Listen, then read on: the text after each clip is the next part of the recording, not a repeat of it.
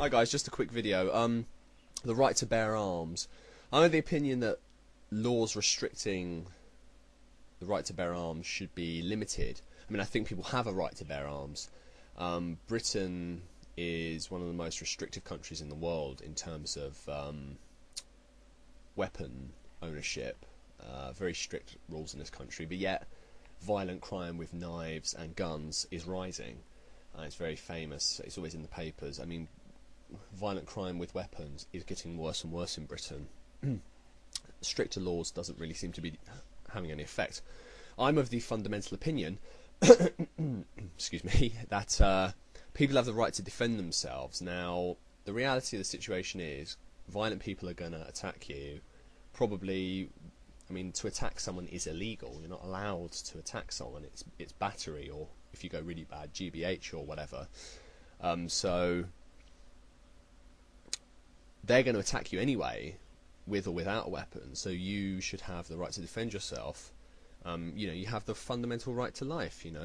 And of course, what if the government? Seriously, the government sometimes will take the mickey. If the government knows the people are not going to stand up, the government, it's just in the nature of governments. There's nothing wicked about it. Just it's in the nature of governments, of the state being institutional, that it's going to try and protect its own power. There will be a tendency towards accumulating power and taking power away from the people. And when the police and other authorities, agencies of the state, can take away people's power, they tend to do it. Now,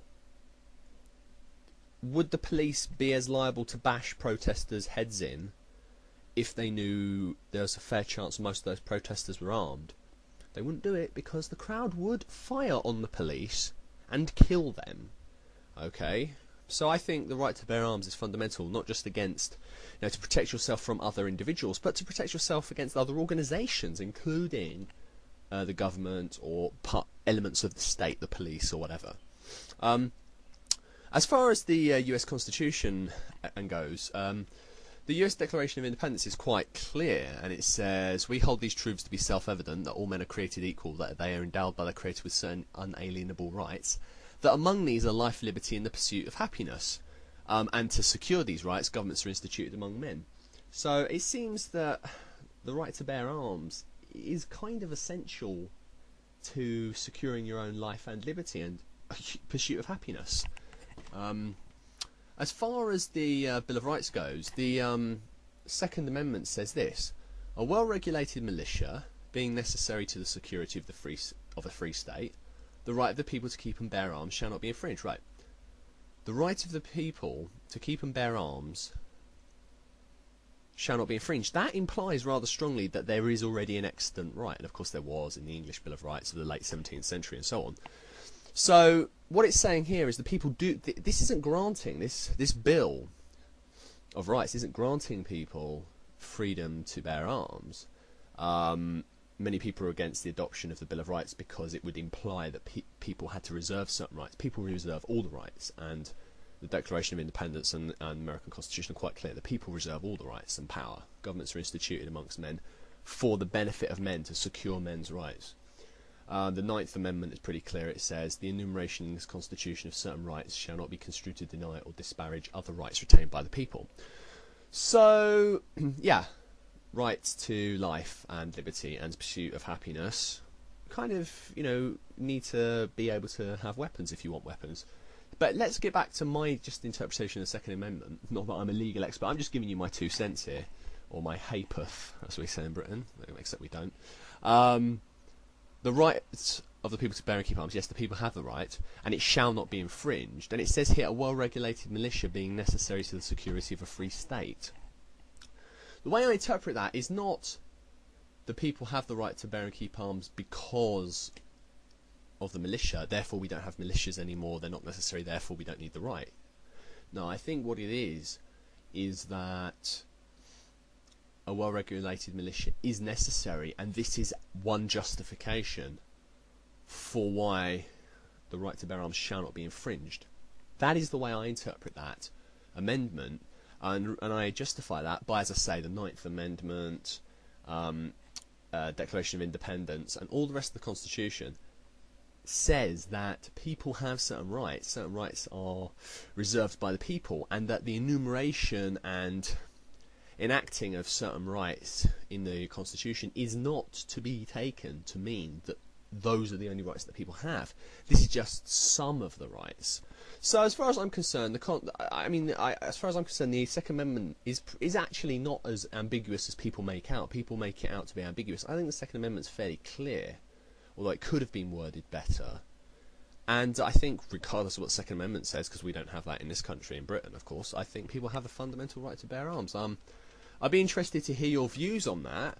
I know a lot of people don't agree with me, but I just don't see any argument around it. I mean, people have the right to defend themselves, to defend their property, to defend their life, to be secure, to be free. And taking guns away from people doesn't take them away from the criminals, and it doesn't stop innocent people getting shot by guns. So the fact that... Here's a concession I'll make. It's a sort of concession, but not really. In Britain, almost nobody has a gun, apart from criminal or a dangerous knife. But let's say guns for a second. No one has a gun except criminals and farmers, usually. I mean, not ordinary citizens. I cannot get a gun. If I go and try and apply for a shotgun or a handgun license in the police station, they'll say, okay, you live in an urban area, you don't have a farm, and you're not a member of a gun club. What could you possibly need a gun for? Self-defense. Yeah, you're not allowed to say that, because it wouldn't work. They'd say, yeah, but you do realise you have to have it locked up. The bits of the gun, the ammunition, have to be locked up in several cabinets at all times.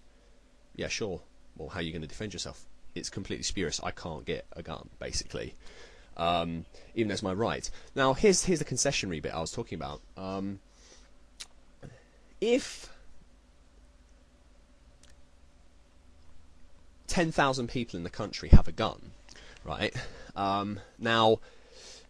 let's just say 1 in 1,000 people who have a gun are going to have an accident with the gun, and someone innocent will accidentally get shot, them or their kid will pick up the gun and blow their head off.